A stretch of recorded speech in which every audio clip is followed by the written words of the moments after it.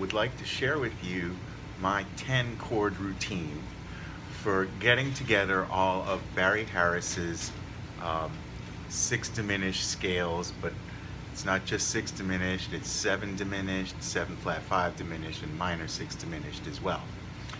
And this combines the six-diminished scale with the 6-chord rules, where you put a 6 chord on top of a bass note, and there'll be another video on that. But this is combining them into one routine, 10 chords that will show you, pretty much take care of any situation where if you want to comp and get some movement in your chords. So here's my 10 chord routine. Okay, we'll do it in C, which is the people's key.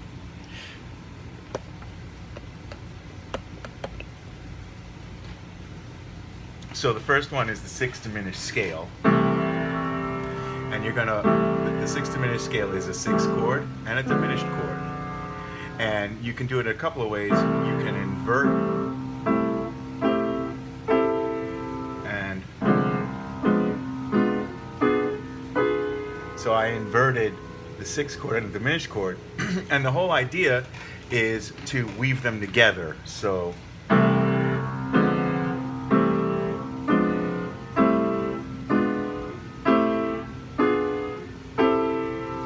that's the first one.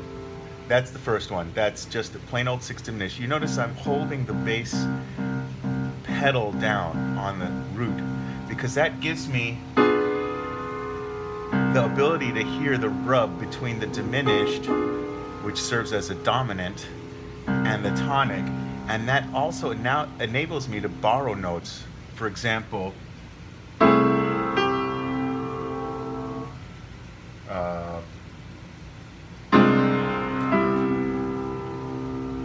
right? So the whole idea of having diminished notes is that you can create very interesting movements. So, you know, here's a good one, you know. Right, so those are all combinations of 6 and diminished notes, and we'll talk more about borrowing. So, next one is the 6 chord rule, where you can put a 6 chord built on the 5th. So in the key of C, that's a G6, and that gives you a very beautiful major 7 with a 9 chord. And I can play the G6 diminished scale on top of that and get some really cool sounds.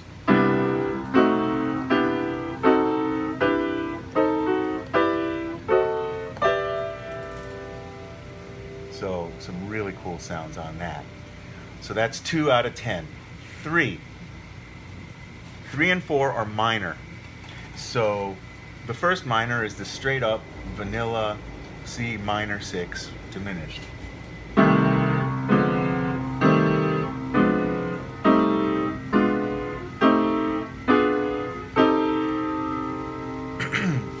Pretty straightforward.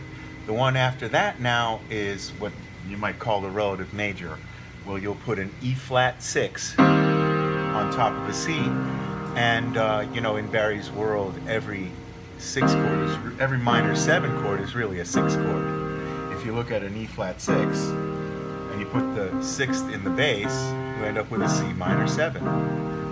So think of things in terms of 6 chords, and that's going to help you create all these good sounds, because it's all about how you look at things.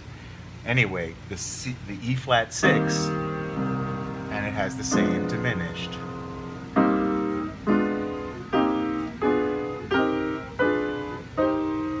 So that's the fourth one, sorry. The 5th one now is going to be the minor 7 with a flat 5, or half diminished chord. Now that one, I guess I'm gonna, there we go. Okay, so that one is actually a minor 6 chord with the 6th in the bass. So an E flat minor 6, if you put the C in the bass, you end up with a C minor 7 flat 5. So every minor 7 flat 5 chord is really a minor 6 chord in disguise. And And therefore, I can use the E flat minor 6 diminished in this exercise.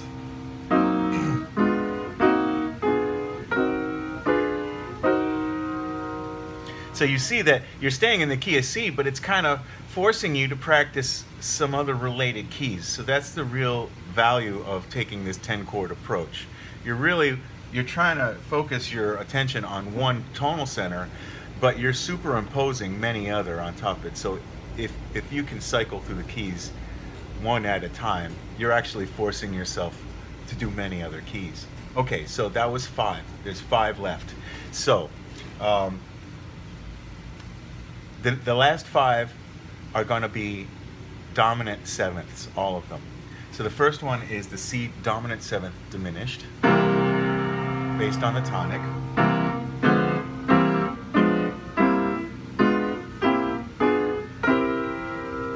So it's a dominant seventh, again inverted, with a diminished weaved in between. So you end up with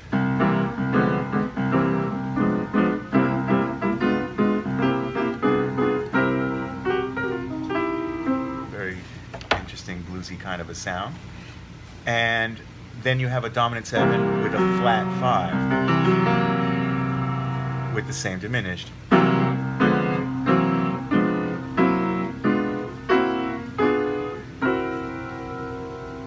Okay, so the next rule has to do with a so wait, what is that? That's major, the second major, minor, second minor, minor 7 flat 5, dominant 7, the dominant 7 with a flat 5. So we're up to 7 out of 10. Okay? 8 out of 10, 8, 9, and 10 are all 6 chord rules. So the first rule with a dominant 7 is like a dominant 7 with a sus 4. So in that case, you would take a 6 chord and put it on the 7th. And what you have there is you have a very pretty 7 with a sus 4. The B flat 6 on top of a C. B flat 6 gives you the 7th, the 9th, the sus 4, and the 5th of C. And then again, you would use B flats diminished.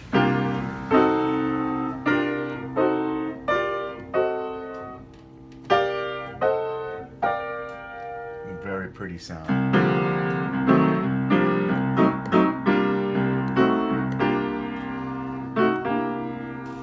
Now, I kind of accidentally did it, but that I led into the next rule. So 9 out of 10 is going to be the dominant 7 with a 9.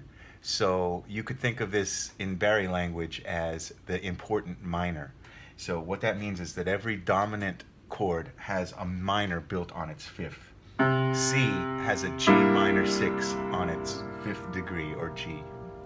So here comes, so the G minor 6 gives you the 5th of C, the dominant 7th of C, the 9th of C, and the 3rd of C. And that's a very pretty 7th chord with a 9 added. And again, use G's dominant notes.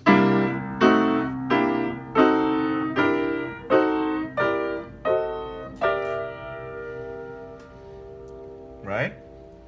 And then the last one, the 10th one, is what Barry calls the tritones minor. So if this dominant has a minor on its 5th, the tritone of C is F sharp, the minor of F sharp is C sharp minor. And that's his way of describing the altered dominant. You know, some people call this the altered. Only we're using a minor 6 diminished.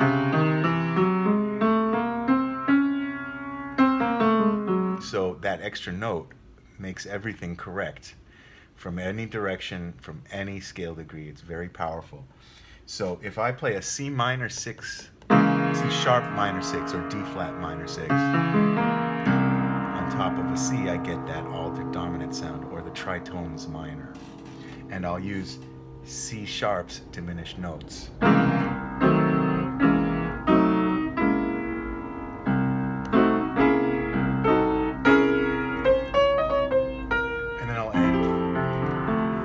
On an F, and then I do the whole routine in F.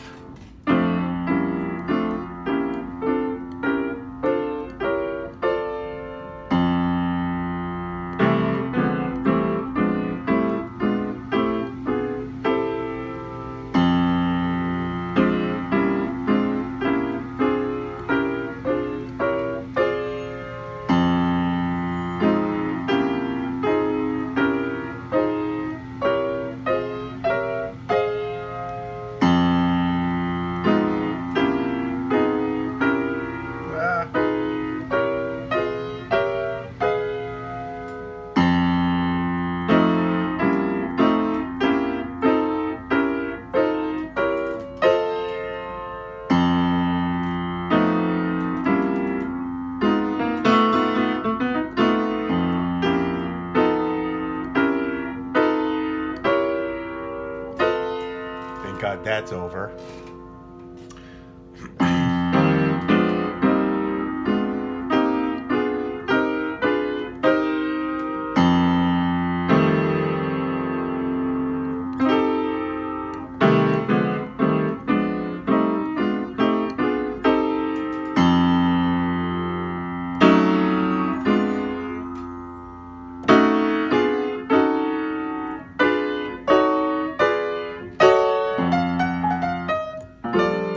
And the whole routine in B flat, and so on. You can just go around the cycle. So try doing this one key per day.